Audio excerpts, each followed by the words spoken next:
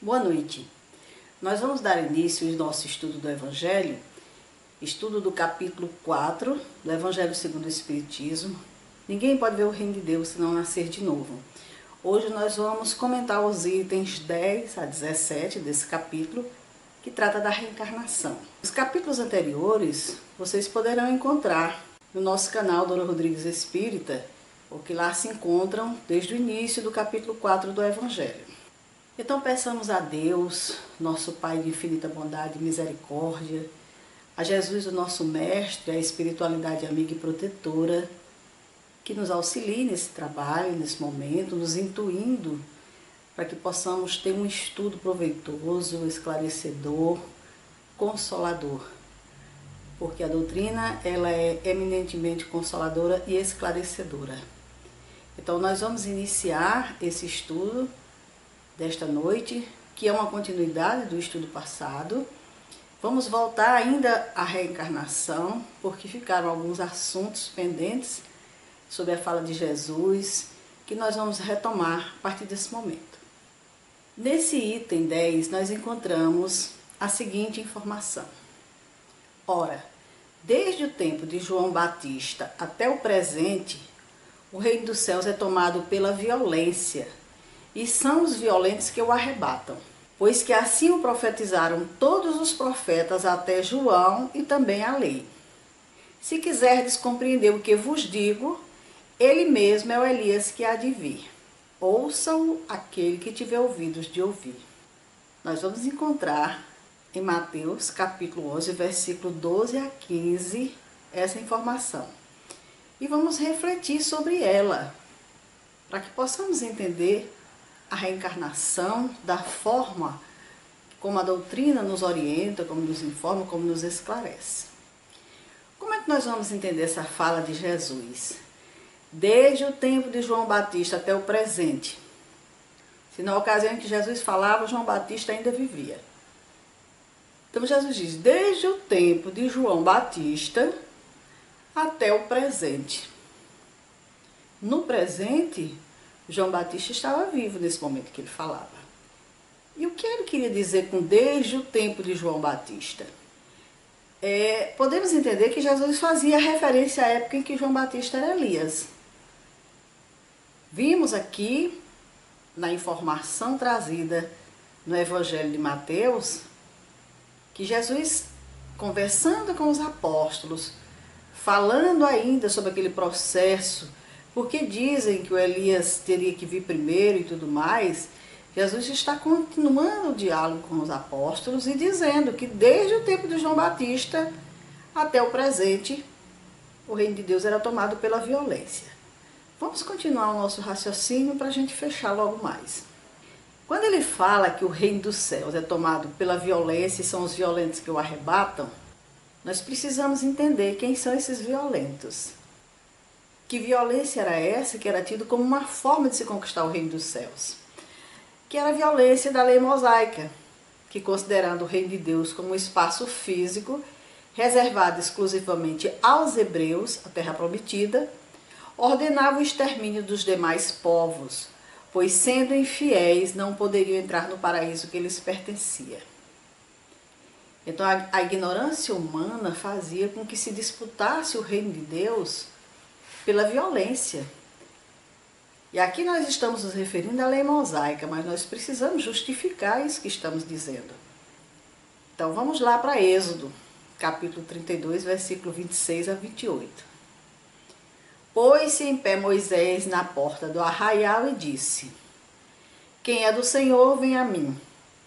Então se ajuntaram a eles todos os filhos de Levi. E disse-lhes, assim diz o Senhor Deus de Israel, cada um põe a sua espada sobre a sua coxa, e passai e tornai pelo arraial de porta em porta, e mate cada um a seu irmão, e cada um a seu amigo, e cada um a seu vizinho. E os filhos de Levi fizeram conforme a palavra de Moisés, e caíram do povo naquele dia uns 3.000 homens. Então era assim que se entendia que se conquistava o reino de Deus. Quem é do Senhor, vem a mim. Não temos muito disso ainda nos dias de hoje, as religiões que dizem você está salvo se vier para a minha denominação religiosa, como se Deus não fosse o pai da humanidade, como se ele não fosse o pai de todos os seus filhos e tivesse preferências. Então naquela época Moisés entendia assim.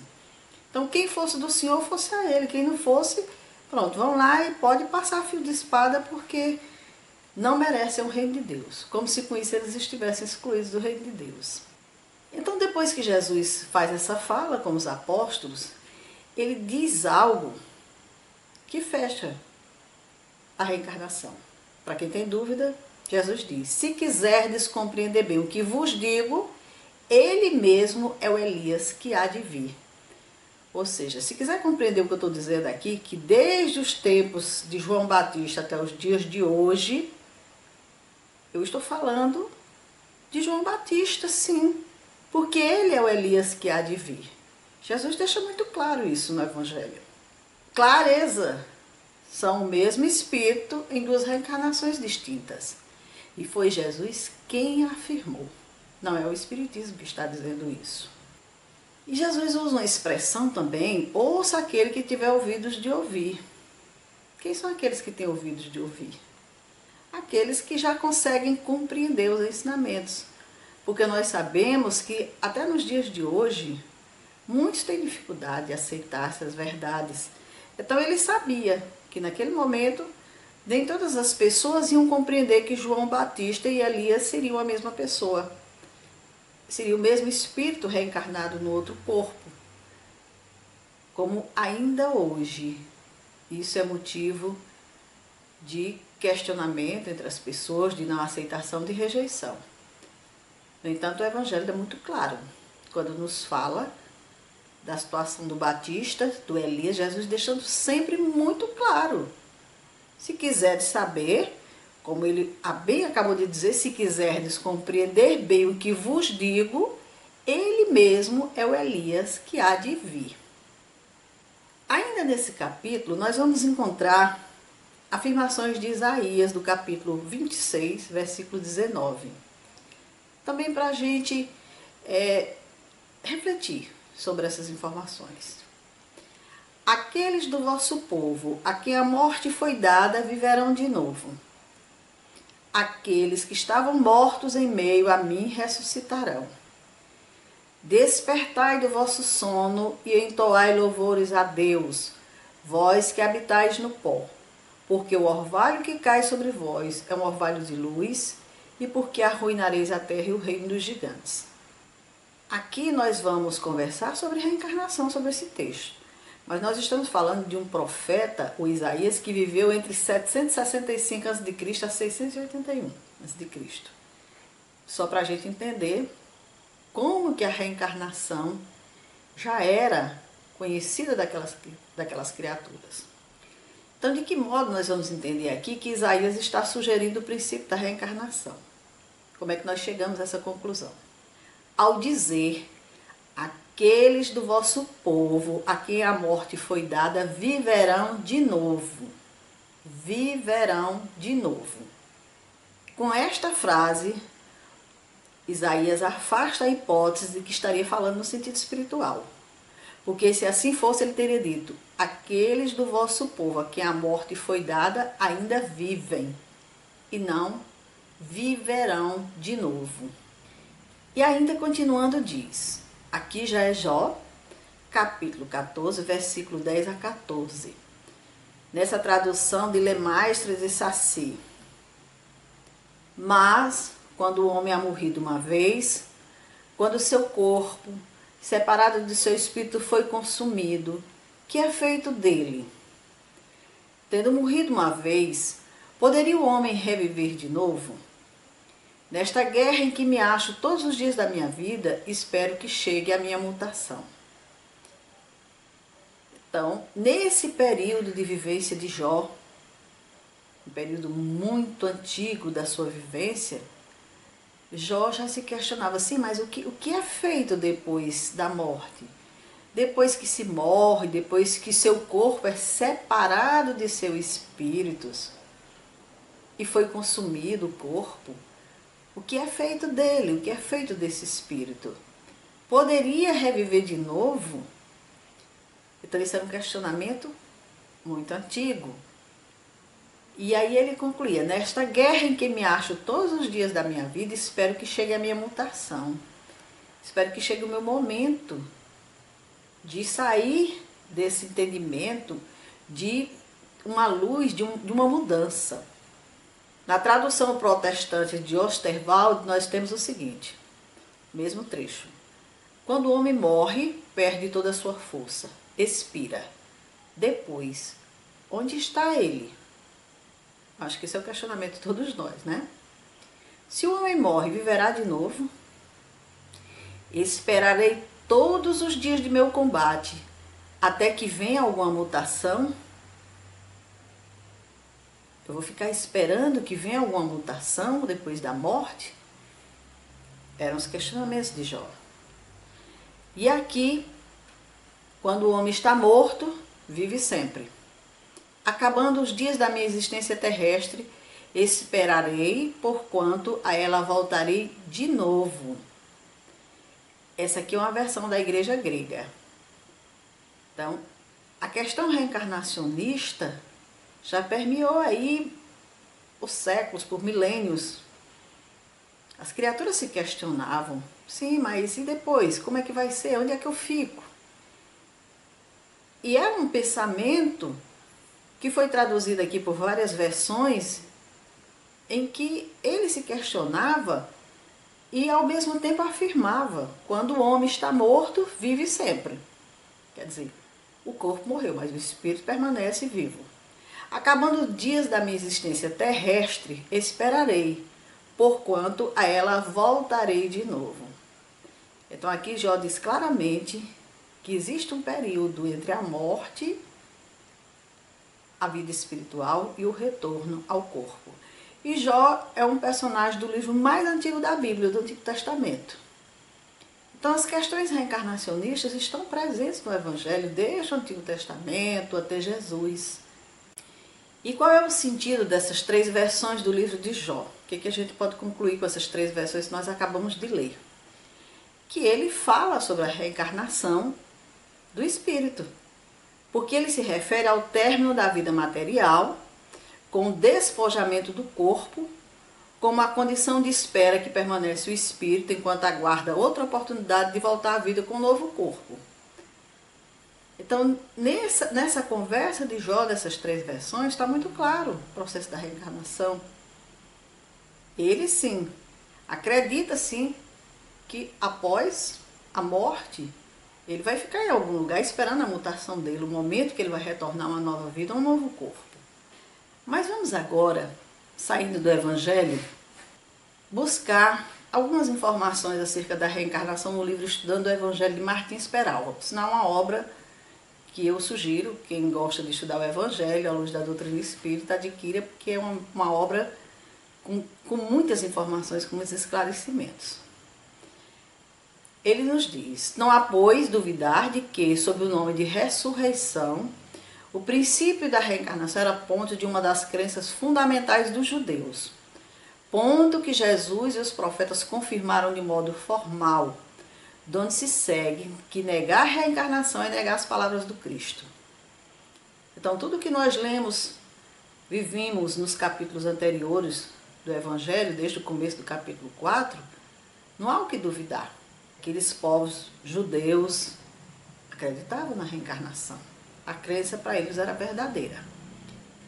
E o princípio da reencarnação está presente na cultura de povos antigos e em livros sagrados do Antigo Testamento. Foi ensinada há quase 2000 anos por Jesus, como nós vimos nesses diálogos anteriores, e o Espiritismo apenas aprofunda o seu entendimento e torna acessível a muitos. Nós vamos agora ver alguns pensadores, alguns pensamentos acerca da reencarnação. Orígenes, nascido em 185 e falecido em 254, considerado por São Jerônimo como a maior autoridade da Igreja de Roma, afirma no Livro dos Princípios. Livro dos Princípios, não é livro espírita. as causas das variedades de condições humanas são devidas às existências anteriores. Então, Orígenes diz claramente, nessa fala, que sermos ricos, pobres, ter saúde, ter doença, deficiência, intelectualidade ou ignorância, essas diversas condições humanas tão diferenciadas estão relacionadas às existências anteriores. E continua. A maneira por que cada um de nós põe os pés na terra, quando aqui a portamos, é a consequência fatal de como agiu anteriormente no universo. Quer dizer, o que nós trazemos de vivência, de experiências nessa vida, alguns missões, outros expiações, tudo isso é a consequência de como nós agimos. Ninguém vem à Terra com uma deficiência, com uma dificuldade, com uma mazela, de graça, injustamente. Não existe injustiça. Na lei de Deus não existe injustiça. E ele diz, elevando-se pouco a pouco, os espíritos chegaram a este mundo e à ciência dele. Daí subirão a melhor mundo e chegarão a um estado tal que nada mais terão de ajuntar. Então é através das diversas experiências, das diversas vivências, das diversas reencarnações, que o espírito vai se elevando pouco a pouco e vai adquirindo ciência. E aí vai subindo, vai se tornando melhor e chega a um estado tal que, como não tendo mais nada a realizar de aprendizado aqui na Terra, subirão ao mundo melhor. Essa informação é de Orígenes, não é dos espíritos, não é dos espíritas. Está lá no livro dos Princípios. Krishna, do Bhagavad Gita, o Evangelho da Índia, dizia: eu e vós tivemos vários nascimentos. Os meus só são conhecidos de mim. Vós não conheceis os vossos. Então, afirmando categoricamente, todos nós já tivemos vários renascimentos. E ele lembrava dos deles, talvez pela sua condição, pelas suas aquisições morais. Ele lembrava, vós não conheceis os vossos. Como muitos de nós não sabemos, não temos nem noção das experiências que vivenciamos no passado. Os Vedas, milhares de anos antes de Jesus Cristo, difundiam largamente a ideia reencarnacionista. O que eles diziam? Da mesma forma que nos desfazemos de uma roupa usada para pegar uma nova, assim a alma se descarta de um corpo usado para se revestir de novos corpos. Quer mais clareza do que isso? Da mesma forma que nos desvestimos de uma roupa usada para pegar uma nova, a alma se descarta de um corpo usado para se revestir de novos corpos. Quando nós desencarnamos aqui na Terra, nós nos desvestimos do nosso corpo material, mas o espírito prossegue. E aí, num determinado momento da sua experiência evolutiva, ele se reveste de um outro corpo para realizar uma outra experiência. Muito claro nos Vedas. Para os budistas, a existência não acaba com a morte. Quando uma pessoa morre, renasce em outro ser vivo. Ao morrer, a mente se desprende do corpo físico e renascerá em outro corpo. Todos esses pensamentos convergem para o mesmo ponto, a reencarnação. Ensinamentos antigos, milenares, que nós não buscamos conhecer, não nos apropriamos deles e continuamos apenas negando como se isso fosse suficiente ou fosse impedir que reencarnássemos. Porque todos nós, um dia vamos deixar esse corpo, vamos ficar um tempo no mundo espiritual, vamos retomar um novo corpo para retomar a experiência, independente de que acreditemos ou não. Os sacerdotes egípcios ensinavam que as almas inferiores e más ficam presas à terra por múltiplos renascimentos e que as almas virtuosas sobem voando para as esferas superiores, onde recobram a vista das coisas divinas. A doutrina espírita nos diz exatamente isso, que nós estamos presos aqui na Terra em virtude dos nossos débitos com o planeta, que enquanto não quitarmos todos eles, não sairemos daqui. Então, os egípcios dizem, As almas inferiores e más presas à terra por múltiplos renascimentos. Nós estamos aqui aprisionados, sim, enterrados, como diz o nosso amigo Peixinho lá da Bahia, aqui na terra, resolvendo as nossas questiúnculas, não pagando. Estamos nos recompondo diante de nós mesmos, aprendendo grandes lições. Então, na Grécia, nós encontramos Sócrates, Platão e Pitágoras com fervorosos paladinos das vidas sucessivas. Sócrates ensinava que as almas, depois de haver estado no Hades, no reino dos mortos, o tempo necessário, são reconduzidas a esta vida em múltiplos e longos períodos. O que quer dizer isso? Exatamente o que nós estamos aqui apregoando com a doutrina espírita, a reencarnação. As almas, depois de haver estado no reino dos mortos, que nós chamamos de erraticidade, no mundo espiritual por um tempo necessário, algum aprendizado, alguma situação, elas são reconduzidas a esta vida, para uma vida muitas vezes longa, longos períodos. Virgílio e Ovídio disseminavam os princípios reencarnacionistas.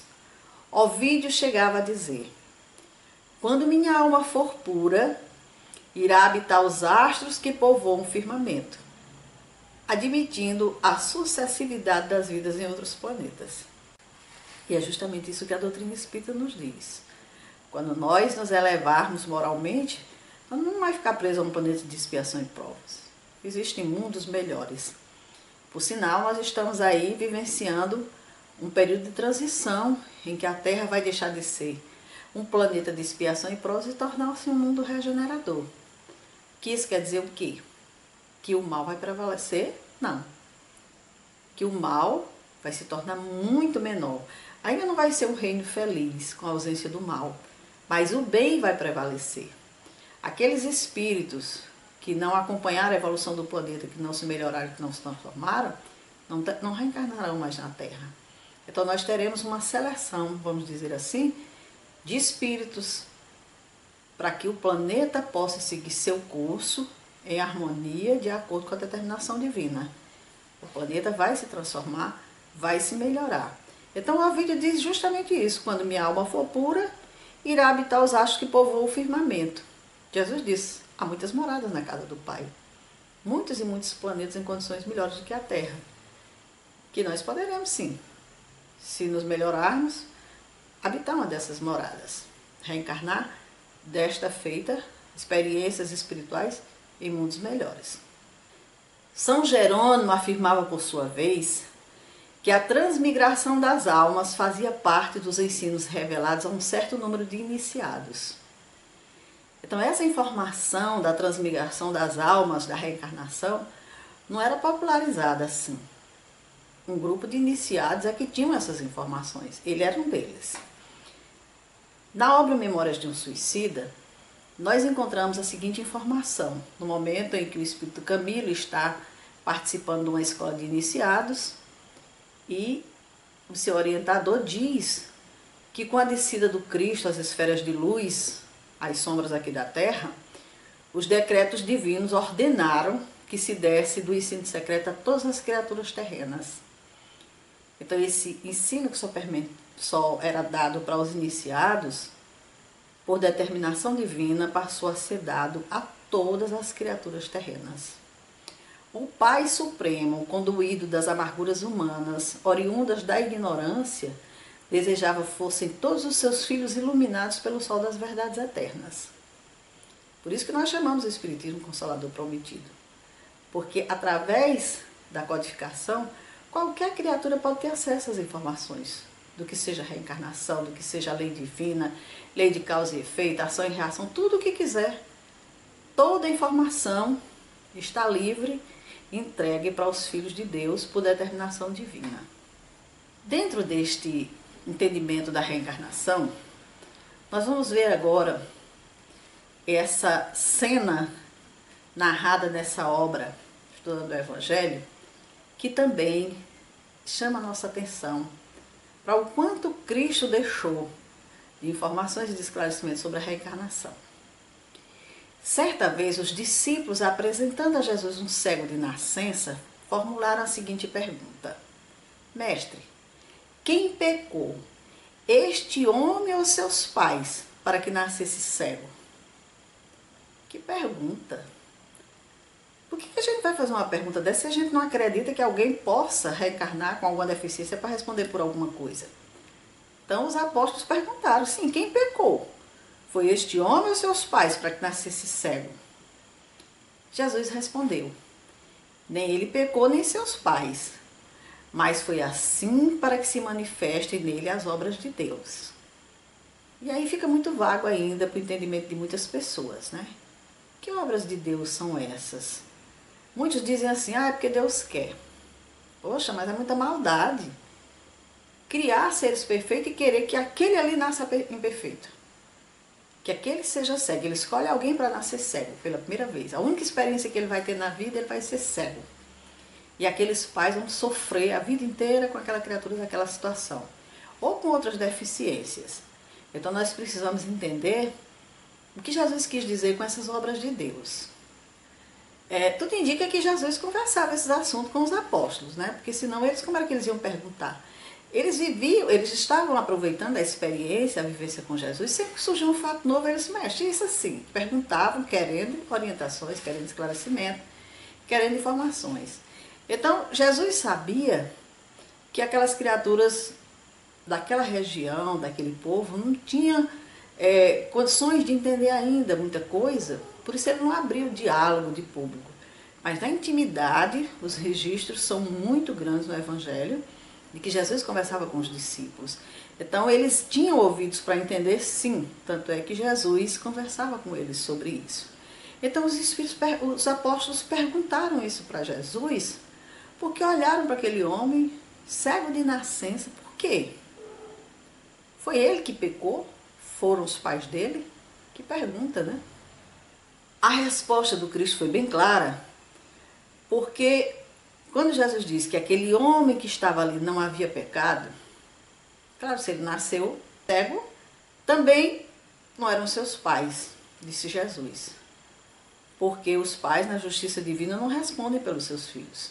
Jesus deixou muito claro, cada um segundo as suas obras.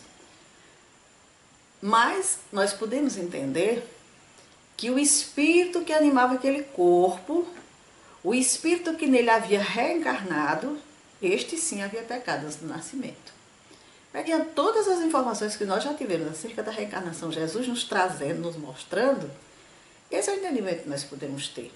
Então, ele não havia pecado nessa encarnação, porque nem deu, já nasceu cego. Os pais, não, porque a justiça divina não cobra de uns através de outros, mas aquele espírito sim. Por isso ele estava reencarnando daquela forma. E as obras de Deus, para se manifestar, não se manifesta como uma punição, como uma vingança. Quer dizer, para manifestar a obra de Deus, ele cria um ser cego, ele cria um ser com deficiência mental, ele cria um ser aleijado. Não dá para ele manifestar essa obra dele de uma forma mais amorosa, porque todo pai, toda mãe que recebe um filho nessas condições, questiona, meu Deus, por quê? Se não acredita na reencarnação, por que Deus fez isso comigo? E é justo que assim se pense, não é verdade? Então, para manifestar as obras de Deus, Deus não é vingativo, não. Não é dessa forma. Para manifestar a obra de Deus, aí sim nós vamos entender as leis de Deus. As leis que estão escritas e que nenhum ser foge. Então, sem admitir que a alma já viveu antes, que aquele espírito já viveu antes, é uma punição injusta. Qualquer ser humano até se envergonharia de uma situação dessa. Poxa, é muita injustiça. Como é que Deus faz isso? Ele escolheu alguém, ele teve um momento de revolta, de raiva, de desejo de vingança. E não, esse eu vou punir, esse vai sofrer. Esse aqui não vai ter vida, a vida que ele viver vai ser de dor, de sofrimento, e os que com ele estiverem. Por quê? Qual a razão disso? Então as obras de Deus se manifestam no cumprimento da lei. Lei de justiça e lei de amor. Lei que corrige o pecador agora ou mais tarde. concedendo-lhe sucessivas moratórias quantas se façam necessárias. Então, muitos partem daqui deixando grandes débitos. E a gente fica pensando, morreu. Até tem um ditado que diz, aqui se faz, aqui se paga. Eu lembro que quando eu era criança, morreu na minha rua uma criatura que diziam que ele era criminoso. E eu fui para o velório e fiquei pensando, sim, mas não diz que aqui se faz, aqui se paga? Mas como é que ele vai pagar pelo que ele fez? Pelas pessoas que ele matou? Eu tinha esses questionamentos. Hoje eu entendo que ninguém se livra do débito. Aquela criatura retorna um dia e vai responder diante da lei ceitil por ceitil, numa outra vivência, numa outra experiência. Daí muitas vezes vi com algumas dificuldades que ele não vai lembrar, mas nós vamos estudar no Evangelho o esquecimento do passado para a gente entender o porquê da misericórdia divina nesse sentido. Então as obras de Deus se manifestam no cumprimento da lei. Lei de justiça e lei de amor. Lei que corrige o pecador agora ou mais tarde. Muitas vezes a gente responde de imediato por algo que a gente fez aqui. Outras vezes, em próximas reencarnações. Porque a lei divina, ela é educadora, ela não é punidora. Nós não respondemos só por responder, só para sofrer, não. Muitas vezes o espírito espera o tempo necessário a resgatar um débito quando ele realmente tem a condição de aprender com aquela situação. Então a lei às vezes espera, a justiça às vezes espera. Muitos reencarnam para responder sobre situações que cometeram em vidas e vidas lá atrás. Por quê? Porque só agora o espírito está em condições de entender, de responder realmente aprendendo a respeito daquela situação. Então, tendo ensinado Jesus que a cada um seria dado de acordo com as próprias obras, ou seja, lei de causa e efeito, não iria ele insinuar a absurda, a inconsequente ideia de que a lei aplica sanções e corretivos a pessoas sem culpa, como o cego de nascença. As obras de Deus se exprimem no amor, que é também justiça imanente, e na justiça, que é também amor. Aquele homem não havia pecado, mas a sua alma, o seu espírito sim, em existências passadas. Quem com ferro fere, com ferro será ferido, ensina a sabedoria popular. Quem sabe ele provocou a cegueira em alguém. E agora vinha com o órgão lesado, aquele que... Porque existe algo que a doutrina espírita nos ensina, que nós precisamos estar atentos, é que toda ação má que eu pratico com o outro, ela fica gravada em mim. Todo mal que eu faço ao outro, esse mal fica gravado em mim. Nas próximas reencarnações, estarei respondendo por ele, com certeza. Ninguém foge da justiça divina. Aquele espírito ali reencarnado ferira antes de nascer, em outra vida. Ali estava, portanto, inocente na aparência, para resgatar o seu débito, para saldar a sua promissória. Ali estava ferido nos olhos, nascera cego. O débito era antigo, mas nem por isso deixara de existir. A lei registrara o remoto delito. A lei cobrava a seu tempo o que lhe era devido. Alguém que tira a vida de outro no momento e que nunca na vida responde por isso, porque nunca se encontra culpado, ele se engana, porque diante da lei o registro ficou, diante da lei divina. Um dia ele vai responder por essa situação. Então, nenhum de nós, seja qual for a atitude que a gente tem contra o outro, temos a certeza, a vida nos aguarda. Respondemos também pelas atitudes que temos contra nós mesmos. Que é outro assunto que nós vamos conversar no futuro. Então, nascer cego ou paralítico, demente ou surdo-mudo, ou com propensão à moléstia grave ou incurável, que se manifestará mais tarde, é bênção que nem sempre o indivíduo sabe agradecer. A gente não agradece essas situações, não. É bênção porque estará resgatando dívida. E com amor, porque a lei é credora compassiva que permite amortizações parceladas. Que é aquela coisa, nós só estamos pagando aquilo que a gente está em condições de pagar. Esse é o momento certo. Então, nenhum de nós, seja qual for a deficiência que trazemos, estamos aqui por injustiça divina. É bênção porque estará sendo reabilitado. E com amor, porque a própria recordação da dívida não é conservada. Já pensou, além da deficiência, a gente vive aqui atormentado, que eu estou cego porque eu segui alguém? Passar a vida inteira pensando isso? Eu estou paralítico porque eu fiz isso com alguém? Então, a recordação da dívida é retirada. Nós chegamos aqui na Terra igual um pendrive zerado, para gravar tudo dessa vida. Não trazemos nada. O espírito tem consciência disso. Mas, no momento que ele está encarnado, nada disso vem à tona para ele, para que ele possa se recompor. É bênção porque se estará libertando. E com amor, porque a libertação lhe conduzirá ao espírito redimido pelos caminhos de luz da espiritualidade superior. Tudo é bênção. Tudo é misericórdia divina em nosso favor. Diante do cego, do paralítico, do surdo-mudo ou do psicopata, o homem comum interrogará: por que essa criatura nasceu assim? Quem é que não se pergunta, diante de um ser que está nascendo, que vem com uma anomalia, que vem com uma deficiência, por que ela nasceu assim? Todos nos perguntaremos um dia, se diante desses fatos não tivermos a crença na reencarnação. A maioria levantará os ombros na impossibilidade de uma resposta que não ofenda a magnanimidade divina. Há os que dizem, foi porque Deus quis. Por que ele quis comigo? O que foi que eu fiz para ele? Para ele querer isso para mim. Para ele querer isso para essa criança que está nascendo pela primeira vez. Mas os reencarnacionistas, e entre eles os espíritas, porque nós vimos aí que muitas outras segmentos religiosos têm a crença na reencarnação, não é uma crença dos espíritas.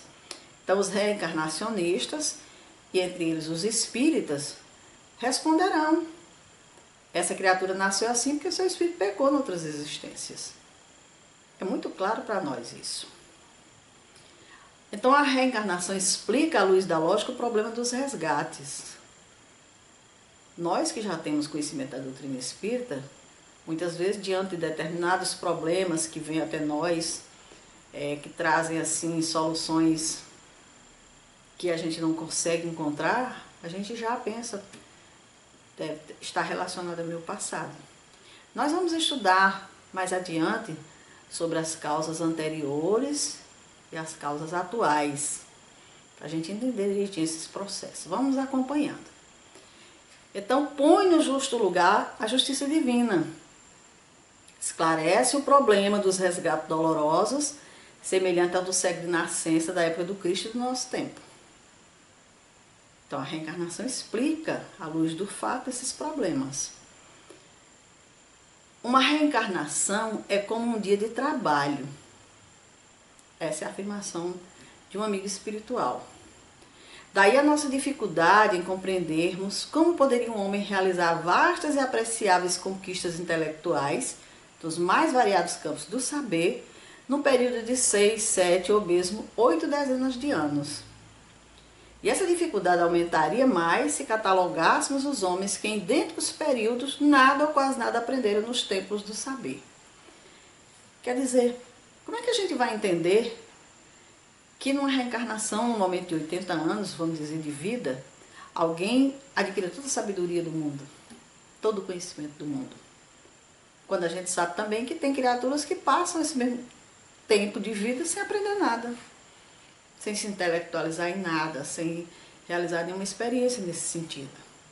Então nós ficamos aqui, nos diz o estudo do livro que nós citamos, numa expectante e dolorosa alternativa. O Deus, Supremo Criador de todas as coisas, é parcial e injusto, porque cria e põe no mundo sábios e ignorantes, quando a todos os seus filhos deveria dar, como fazem os mais imperfeitos pais terrenos, as mesmas possibilidades, ou seremos inevitavelmente levados a aceitar a tese das religiões reencarnacionistas. Cada existência representa um elo da imensa cadeia das nossas vidas sucessivas, durante as quais o espírito aprende e cresce, evolui e se enriquece de valores novos e consecutivos. Então, o Deus é parcial, cria uns com mais beleza, cria uns com mais saúde, cria uns mais intelectualizado, cria uns mais moralizado, cria uns para viver 90 anos, cria uns para viver 2 meses, um dia. Ou então nós temos que aqui acreditar na reencarnação, que é uma solução mais lógica para o nosso entendimento. A reencarnação nos diz, é uma cadeia. Nós vimos de longas vivências, de experiências, e cada vivência nós vamos nos aprimorando, vamos adquirindo conhecimento, sabedoria, moralidade, porque nos diz o Espírito Emmanuel que nós somos herdeiros de nós mesmos, o Espírito é herdeiro de si mesmo. Todas as nossas aquisições ficam arquivadas. Mesmo eu encarnado aqui, eu posso acessar essas informações. Daí a gente vê pessoas com uma facilidade enorme, com tantos conhecimentos, lidando com tanta naturalidade diante de coisas que está tendo contato pela primeira vez. Vermos crianças que nascem já com um conhecimento absurdo, falando línguas diversas e tudo mais. E aqueles com muita dificuldade, aprendizado, pouco conhecimento, pouca sabedoria, pouca moralidade. Está claro que esse espírito está iniciando a sua trajetória. Enquanto que aquele outro já avançou um pouquinho mais, já acessou mais. Não é Deus que deu mais a um e menos a outro. Jesus foi muito claro. A cada um segundo as suas obras. A cada um segundo os seus aprendizados, o seu esforço. Então, o conjunto dos ensinamentos espíritas gira em torno do seguinte enunciado filosófico: nascer, viver, morrer, renascer ainda, progredir continuamente, tal é a lei. Esse é o ensinamento espírita. Nascer, viver, morrer, renascer, para poder progredir continuamente. Então, aceitando a reencarnação, não temos nenhuma dificuldade em compreender a promessa do Mestre: nenhuma das ovelhas que o Pai me confiou se perderá. Nenhum espírito criado por Deus, entregue ao Mestre Jesus, especialmente aqui no planeta Terra, porque nós sabemos, Jesus foi muito claro que existiam outros redis que ele cuidava, quer dizer, existem outros planetas, outras humanidades, não é só da Terra. Mas todos esses espíritos que foram entregues a ele, para nessa trajetória evolutiva aprenderem, crescerem, evoluírem, Jesus diz, nenhum vai se perder. Por quê? Porque a lei determina quantas experiências sejam necessárias ao aprendizado, será concedido aos filhos de Deus. Então, meus amigos, eu quero convidá-los a continuar conosco nesse estudo. Na próxima semana nós iremos falar sobre os laços de família, a reencarnação e os laços de família. E nós convidamos que, se você tem interesse de conhecer um pouco sobre essa doutrina, assista o Evangelho que nós estaremos trazendo às sextas-feiras.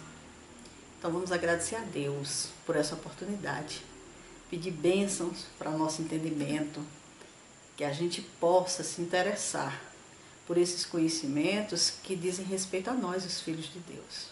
Precisamos urgentemente nos melhorar, nos transformar, porque a evolução está chegando, o planeta está andando e a gente não pode perder de maneira nenhuma essa viagem.